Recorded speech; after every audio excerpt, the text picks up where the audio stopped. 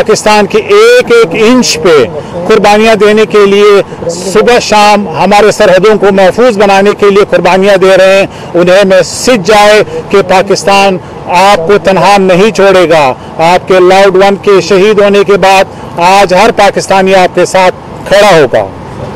इसके साथ मैं ये भी कहूँगा कि डॉक्टर महारंग बलोच अगर पाकिस्तान एजेंडा पे आना चाहती है, अगर वो हिंदुस्तान की ज़बान बोलना बंद करती है और जो फॉरेन फंडिंग उनको मिल रही है वो बंद करे, और जिस तरीके से उन्होंने कश्मीर पे हिंदुस्तान की ज़बान बोली है और उन दहशतगर्दों को जिन्होंने एक साल में हमारे 240 जवानों को शहीद किया है की सहूलतकारी से हाथ उठाते हैं, तो आप हमारी बहन हैं। हम कुशादा दिली आज भी दिखा रहे हैं। इस्लामाबाद के इस मरकज़ में हम रियासत पाकिस्तान को आप जितनी भी गालियां दे रहे हैं, लेकिन हम या बर्दाश्त कर रहे हैं। हमारी फ्रीडम ऑफ स्पीच है, हमारी जमहूरी सिस्टम है।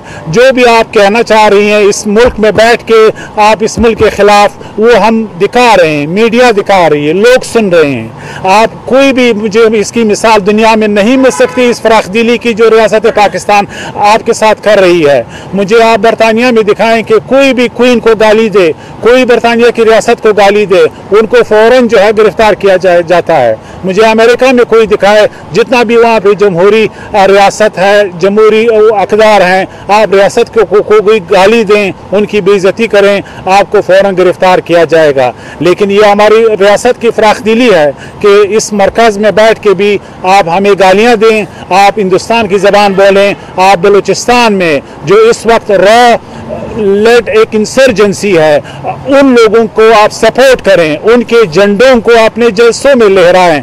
आप उन दहशतगर्दों की खबरों पे, कालादम तंजीमों के झंडों को जो है उनको वहाँ पे आप लहराएं, फिर भी हम बर्दाश्त कर रहे हैं। लेकिन ये मैसेज क्लियर है कि पाकिस्तान, हर पाकिस्तानी बलूचिस्तान से, बलूचिस्तान के लोगों से मोहब्बत करता है, और जब तक एक पाकिस्तानी जिंदा है बलूचिस्तान पाकिस्तान का हिस्सा रहेगा।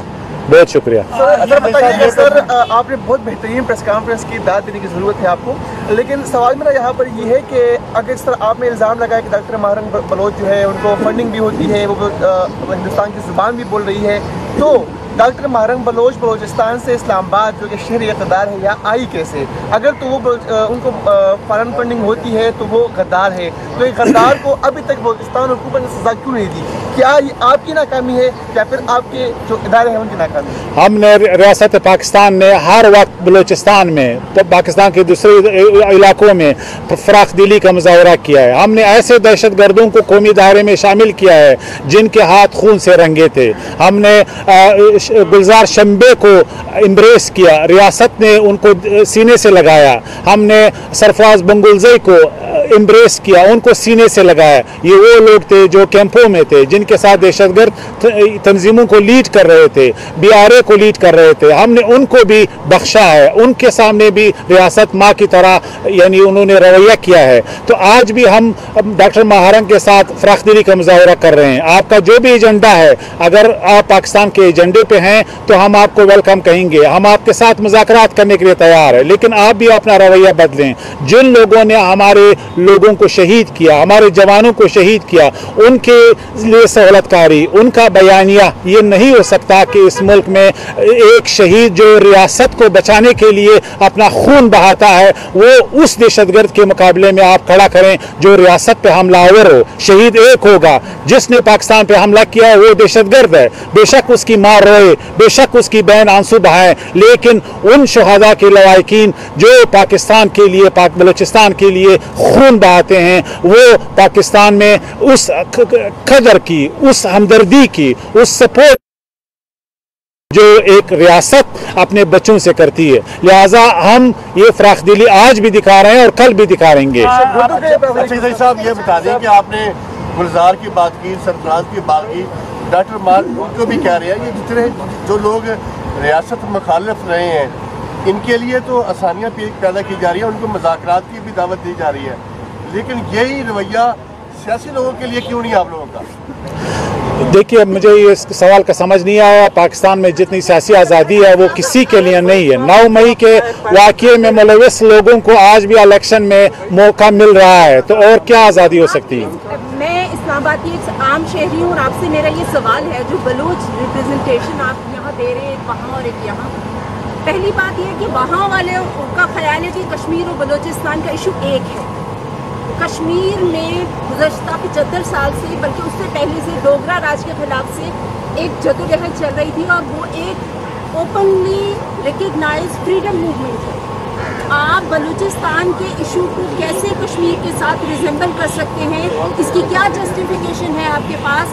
आपका क्या मौक़िफ़ है? डॉक्टर मारंग बलोच ने कश्मीर के इशू को बलूचिस्तान के इशू के साथ गठबंध किया है, जहां पर लाखों किलिंग्स हुई हैं, रेप हुए हैं और हर तरह की एट्रोसिटीज़ इंडियन आर्मी ने की हैं।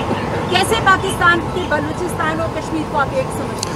पहली बात, अगर लॉजिक की बात है, जो मकबूजा कश्मीर है वो यूएन रिजोल्यूशन आपके सामने है, वो एक मकबूजा इलाका है जिस पे पाकिस्तान का और हिंदुस्तान का एक डिस्प्यूटेड रीजन है और पाकिस्तान का ये मुतालबा रहेगा जब तक ये कश्मीर का मसला हल नहीं होता कि यूएन रिजोल्यूशन के मुताबिक हल हो जाए। वहाँ पे काबिज फौज है जो तकरीबन 9 लाख से ज़्यादा सिक्योरिटी फोर्सेज वहाँ पे डिप्लॉयड हैं। दूसरी बात ये कि बलूचिस्तान पाकिस्तान का हिस्सा है, बलूचिस्तान 99% अमन है, बलूचिस्तान में दहशतगर्दी जो है वो कंटेन हो गई है 2 डिस्ट्रिक्ट्स के अलावा। लिहाजा जो लोग बलूचिस्तान को कश्मीर के साथ कंपेयर कर रहे हैं उनकी अकल को 21 तोपों की सलाम है। ये हिंदुस्तान बेसिकली उनका मौक़िफ़ है, नैरेटिव है।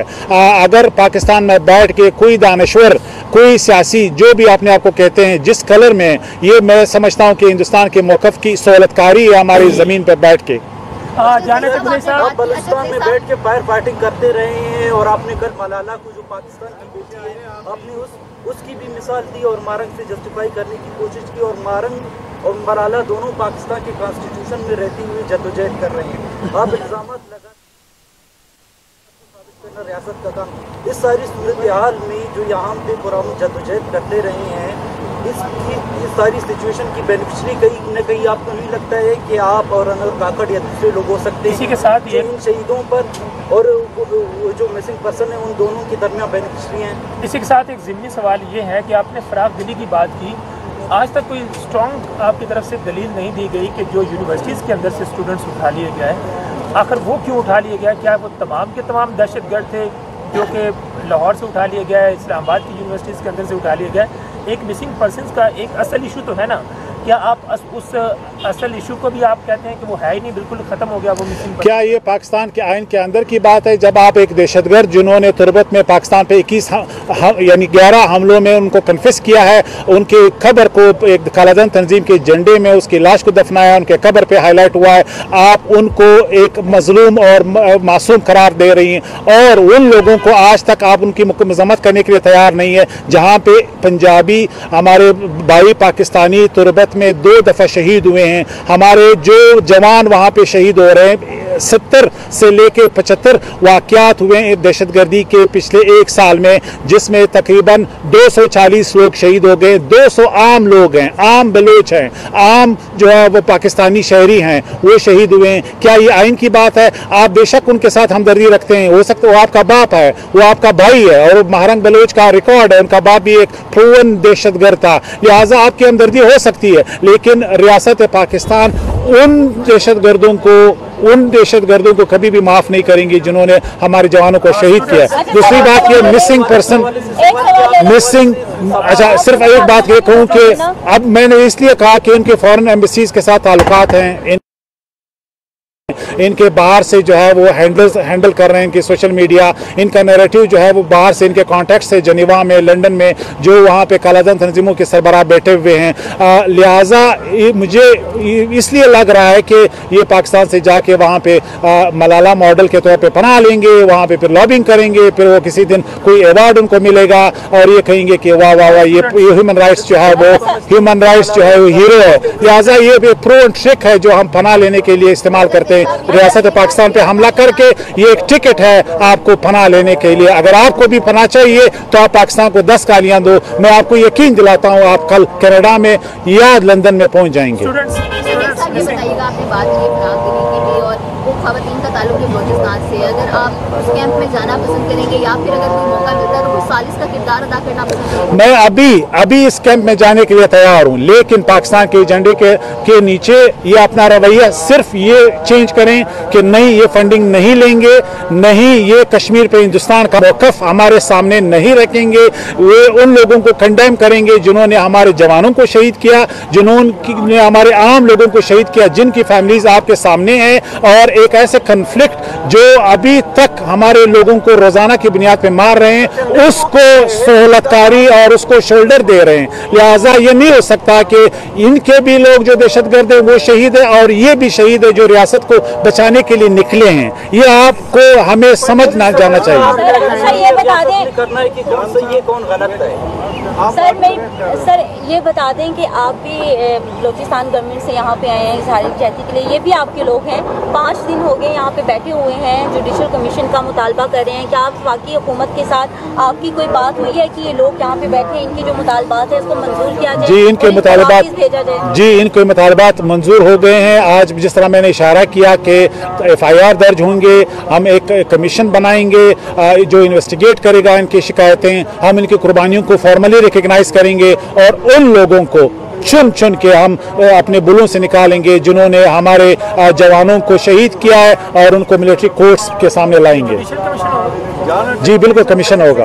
एक सिंपल सवाल है, जो आपने कहा कि फॉरेन फंडिंग होती है उनको, उसी का एक सबूत फराहम कर लीजिए क्योंकि आप एक रियासत को रिप्रेजेंट कर रहे हैं। और दूसरा सवाल ये है कि जो स्टूडेंट्स को अगवा किया जा रहा है, जो स्टूडेंट मेरा खुद क्लास में जो है वो अगवा हो गया था, जब हो गया था, अब वो रिहा हो गया है, तो जो स्टूडेंट्स हैं उनके क्या तस्वीर है? पहली बात ये कि मुझे नहीं मालूम कि कौन अगवा होता है। आपको मालूम है कि जो आप मिसिंग पर्सन का जो रिपोर्ट है सुप्रीम कोर्ट का सामने आ गया है, पाकिस्तान में टोटल 10,000 रिपोर्टेड थे, 8,000 का जो फिगर्स है वो रिकॉन्साइल हो गए हैं, वो रिकवर हो गए। टोटल पाकिस्तान की फिगर अब 800 है। उसमें जो है वो बलूचिस्तान की जो बात हो रही है वो 400 के करीब है। उसमें वो लोग हैं जो मिसिंग पर्सन जिन्होंने हमले किए हैं, जो कैंपों में है अफगानिस्तान में, सीरिया में, भारत में, और जो आज भी फरारी है कुछ पहाड़ों में है, उनके सोल्जर्स हैं जो कालादन तंजीमें, उनके फुट सोल्जर्स हैं, और वो लोग भी हैं जो फैमिली डिस्प्यूट में हैं, जो बाहर है। कुछ हो सकता है आपके शुमाली इलाका जात में टूर पे आए हों,